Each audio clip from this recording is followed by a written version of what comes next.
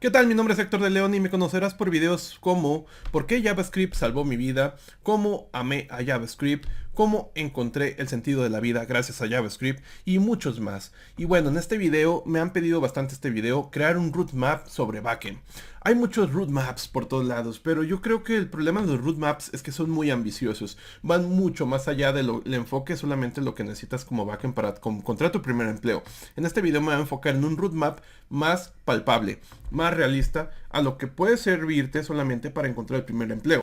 Y no es por criticar esos roadmaps enormes, claro que sirven esos roadmaps, pero siempre un roadmap es una sugerencia, es decir, no es la verdad absoluta. Igual también este roadmap no es la verdad absoluta, es el roadmap de lo que yo hubiera aprendido como backend hoy en día si quisiera enfocarme como backend. Ya saben que soy un programador frontend, por lo cual este roadmap también lo voy a tomar yo para aprender. Recuerda que todo este contenido que voy a estar expresando en el roadmap va a estar en el primer comentario en una lista de videos gratis por si quieres enfocarte a .NET. Es decir, en este canal ya tenemos todo ese roadmap que te voy a explicar. Y no vas a tener que pagar nada, así que no me vayas a preguntar cuánto cuesta, porque ese roadmap que te voy a explicar ahora mismo, cómo ir siguiéndolos, van a estar los videos ya abajo gratis. Y si usted quiere pagar, recuerde que también tengo unos cursos de paga que van a estar también en ese primer comentario, que van un poco más allá. Van a patrones de diseño, estructura de datos y ya está. Vamos al video. Primero hay que entender, tú como programador backend, cómo vas a recibir las órdenes, cómo vas a recibir la información para trabajar.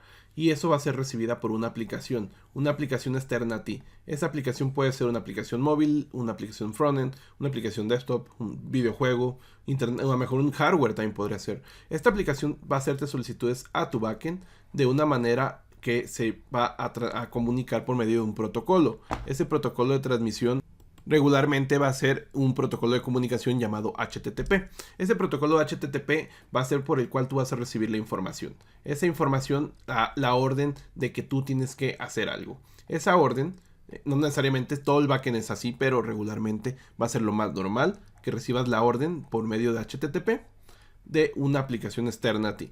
Esa orden puede tener un verbo. Ese verbo puede ser get, post, put, delete. Dependiendo tu requerimiento, tú quieres obtener algo, vas a utilizar el verbo get. Tú quieres agregar algo o tú quieres enviarle información a algo, vas a utilizar al backend, vas a utilizar post. Tú quieres editar un recurso en el backend, que puede ser una base de datos o puede ser otro recurso, vas a utilizar put. O si quieres eliminar algo, pues vas a utilizar delete. Hay más verbos, pero regularmente estos son los más comunes. Hay más verbos como patch, head, options, connect. También hay uno llamado trace. Y ya dependiendo de la situación hay que saber la clasificación de estos verbos. Entonces es la primera parte que tienes que conocer como programador backend. Ahora, cuando tú recibes esta información, a la aplicación hay que responderle. Y esa respuesta que tú vas a dar va a tener también un código. Es decir, dependiendo lo que haya pasado en tu backend, es decir, a lo mejor hubo un error o todo es exitoso, o hay un error en la validación, un error en la autorización, eso hay un código ya establecido, no hay que reinventar la rueda. Esos códigos van a ir como parte del mensaje que tú respondes y van a tener una clasificación del 1 al 5, que va a tener el 1 al 5 una clasificación que al final va a ser una respuesta de 3 dígitos. Es decir, vas a tener una respuesta, la mejor que va a ser, en el caso de los que están en la clasificación 1, son respuestas informativas. Los que están en la clasificación 2 son respuestas exitosas. El 3 es porque te redireccionan. El 4 es porque son errores del cliente. Pasó a mejor un error, un formato mal, un correo electrónico que no tiene un formato válido, por ejemplo. Y el 5 son errores en el servidor. Por ejemplo, se te cayó la base de datos. Es un ejemplo. Entonces, dependiendo de tu clasificación, van a entrar a una de estas 5 categorías. Y, por ejemplo, un error más bien un código muy común en esta parte, en el 2, es el 200. Que el 200 es cuando todo está correcto. Es decir, 200 indica que todo está correcto. Por ejemplo, un 500, un error 500, este sí ya sería un error. Un error 500 es porque ocurrió algo en el servidor, encontré un error en la solicitud y eso pasó en el servidor, es algo ajeno a ti siendo la aplicación que solicita. Otro muy común es un 400 que te va a indicar que hay un error, más que nada, no es tanto de servidor ya sino que es algo que estás mandando mal. El 400 indica que tú estás mandando algo mal en el formato que está solicitando el backend. Es decir, cuando tú estás solicitando algo, hay un formato que tienes que respetar. Y ese 400 es un bar request, el cual estás mandando una solicitud incorrecta. Y así, dependiendo cada clasificación, hay que entender los códigos más comunes. Una vez que entiendes estos dos puntos, ahora hay que entender qué es lo que pasa en el backend. En el backend tú puedes solicitar cosas a una base de datos. Digo porque puedes, no necesariamente tienes que ir siempre a una base de datos. Cuando estás trabajando con backend, hay cosas que vas a trabajar con base de datos. Aquí lo importante que sigue es aprender SQL.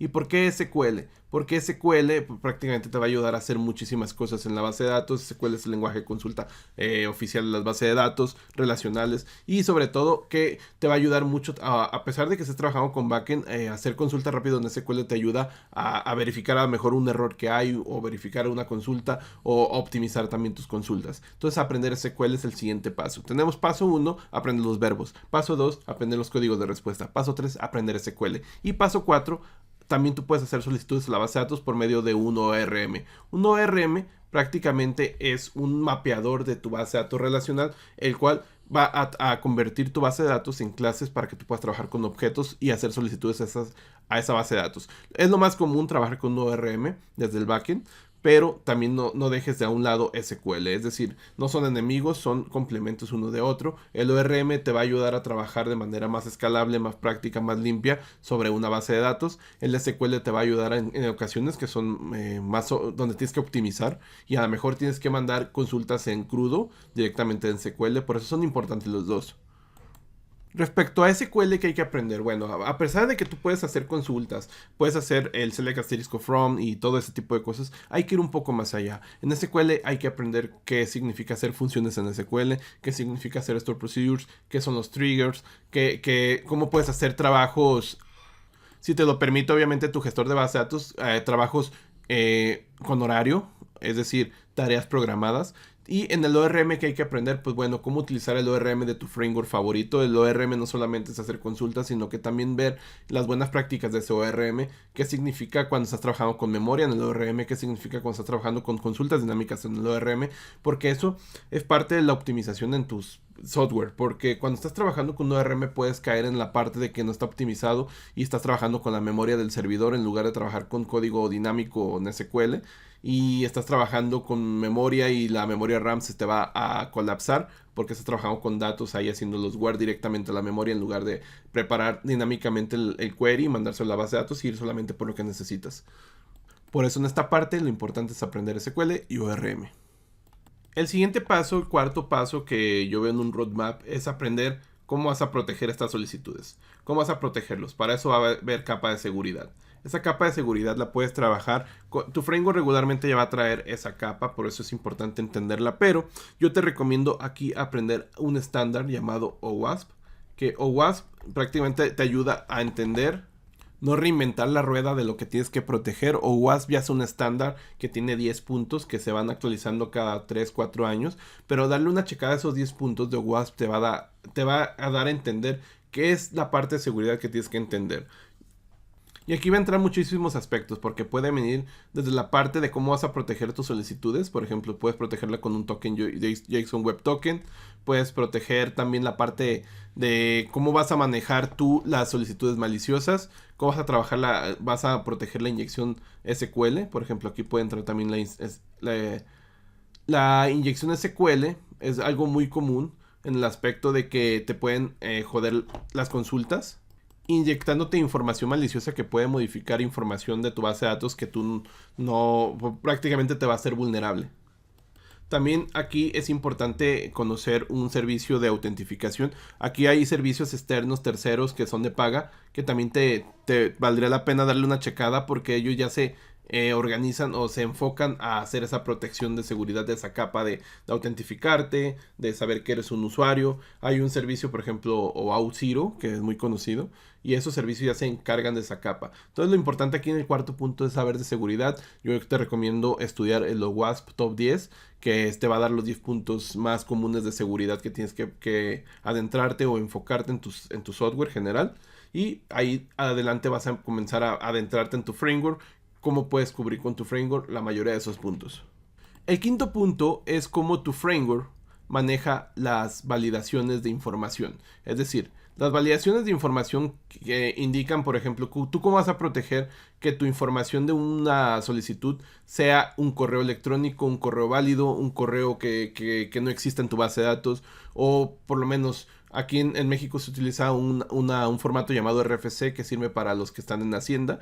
¿Cómo vas a validar con una expresión regular esa parte? Tu framework regularmente ya va a tener ese tipo de validaciones. Por ejemplo, en .NET tenemos Data Annotations o Fluent Validation. En Laravel los mismos requests tienen validaciones. Es decir, en tu propio framework vas a tener esa parte, pero es importante como quinto punto entender cómo vas a manejar esas validaciones que son de la capa de datos, es decir, bueno, no la capa de datos, de la capa de la solicitud. Es decir, tú estás recibiendo una solicitud para insertar un nuevo usuario y tienes que tener obligatorio un username, un password confirmado, tienes que tener obligatorio a lo mejor un país, y esa validación las tienes que hacer en un punto antes de que la metas a la base de datos. ¿Cómo se manejan esas validaciones en tu framework? Es el quinto punto en este roadmap. Sexto punto, y aquí lo voy a poner hasta un lado acá: pruebas unitarias. Las pruebas unitarias te van a ayudar a que tú hagas aplicaciones que tengan una mayor escalabilidad, mayor forma de mantenerlas, mejor forma de mantenerlas, ya que las pruebas unitarias lo que te van a ayudar es hacer que se cumplan los puntos de los requerimientos, y si hay un cambio en esos requerimientos, no destroces otras partes de tu código, no destroces otras partes de tus módulos. Entonces las pruebas unitarias como probador backend es el sexto punto que vamos a agregar aquí. En tu framework es seguro que vas a tener una forma de hacer pruebas unitarias en tu backend. Es seguro también para hacer cobertura de código. Cobertura de código es para saber cuánto de tu código tiene pruebas. Esto es útil para saber qué tanto de tu código está siendo probado con pruebas unitarias y qué tanto no. Y si vale la pena también que ese tanto no puedas agregarle pruebas unitarias, o ese que está probando no valga la pena hacer pruebas unitarias. Yo soy de los que no creo que el 100% tenga que tener pruebas unitarias, pero puede ser. Tú puedes tener un enfoque distinto, no pasa nada. Pero yo creo que con las pruebas, la cobertura de código puedes darte cuenta, ¿no? Si tienes el 100% o no. Pero sobre todo también analizar si vale la pena poner pruebas unitarias en donde no las tienes o quitarlas donde ya las tienes, etc. Pruebas unitarias. El punto es importante, sobre todo aprender pruebas unitarias. Puede ser un punto extra cuando vayas a una entrevista técnica. El siguiente punto van a ser patrones de diseño. Los patrones de diseño son importantes porque en sí, aunque tú creas que no lo estás utilizando, los patrones de diseño van a estar inculcados, introducidos, ahí metidos en tu framework. Patrones de diseño son útiles porque puedes entender cómo está organizado tu framework, sobre todo también cuando estás trabajando con equipos de trabajo.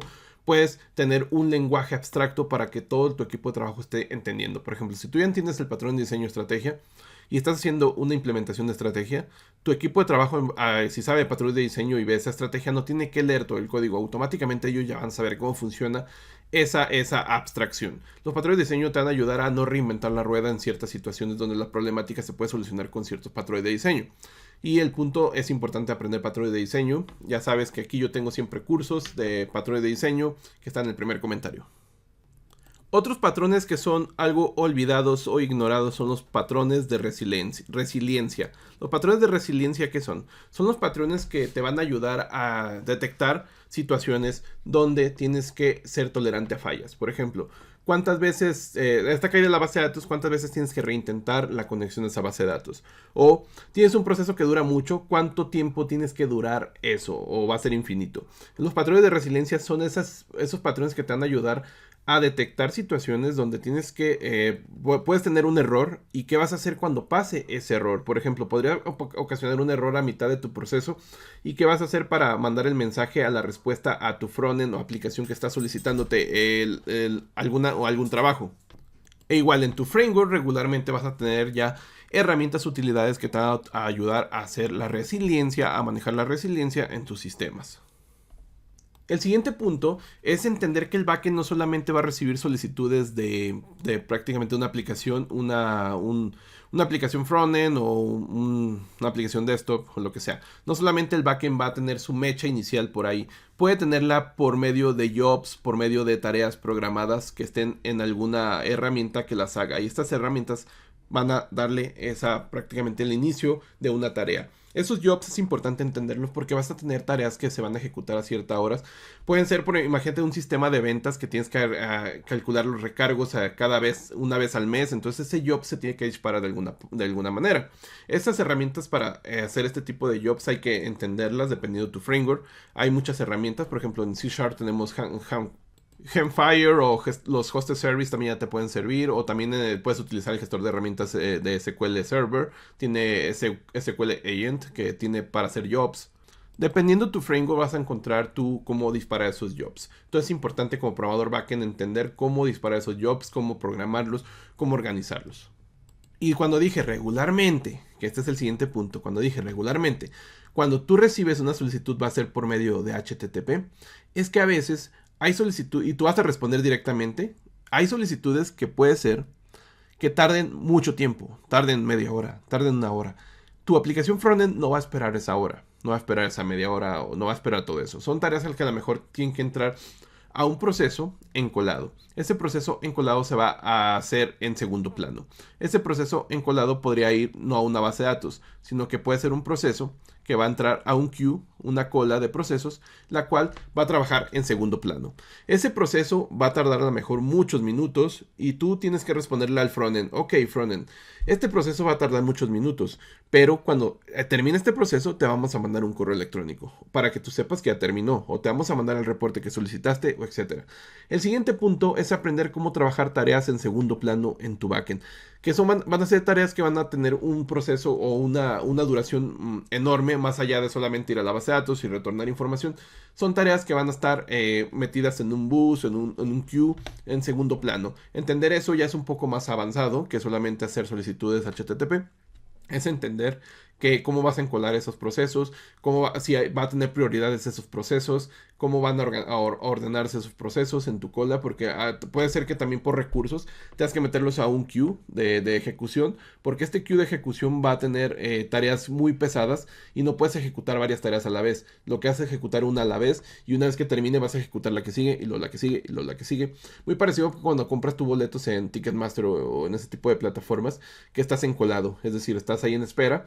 Igual acá, pero es el proceso. Pero tú al frontend ya le respondiste, tu proceso ya está en ejecución, pero cuando terminemos te vamos a mandar una notificación. Ese es el siguiente paso como programador backend. Hay otra particularidad cuando estás trabajando con backend.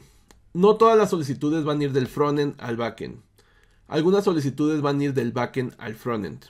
Y eso es cuando trabajas con tareas en tiempo real. Cuando trabajas con tareas en tiempo real, con sockets, con los hubs de SignalR en C#, cuando trabajas con tareas en real time, vas a encontrar otro marco de trabajo. Real time vas a trabajar directamente muy parecido al patrón de diseño observador. Va a haber suscritos varias aplicaciones de frontend, aplicaciones desktop o lo que sea, los que te están solicitando. Va a haber varios suscritos a un proceso en real time en tu backend. Por ejemplo, un chat. Entras a una sala, ya estás suscrito a ese chat y vas a recibir información sin que tú la solicites. Esa información se va a enviar en real time. Es decir, tú como frontend no la vas a solicitar. Cuando alguien la escribió en un chat, la va a mandar a ese concentrador de real time y ese concentrador se va a encargar de enviárselas al frontend en tiempo real. Cuando tú estás en Facebook ahí viendo tus fotos de tu último viaje y recibes un mensaje o recibes una notificación, tú no haces nada, la notificación solita sale. Eso es real time. Cuando estás jugando videojuegos en línea, el videojuego en línea por sí mismo es real time. Las tareas en tiempo real son importantes en el backend, entenderlas, cuándo necesitarlas y sobre todo cómo manejarlas. Cada framework va a tener su forma de trabajar con herramientas en real time y es importante entenderlas. ¿Y qué pedo? Si aprendiste algo, decirme en los comentarios. Un pulgar arriba me ayuda bastante. Eres nuevo por aquí, suscríbete. Lo único que yo agregaría a este roadmap sería aprender un servicio de nube. Un servicio de nube es importante también como programador backend. Recordar que esto solamente es una sugerencia, tomarlo como sugerencia. Igual puede servirte, igual no puede servirte, pero tomarlo como eso. Un roadmap es una sugerencia. Esta es mi sugerencia de roadmap como programador backend. Y ya está. Adiós.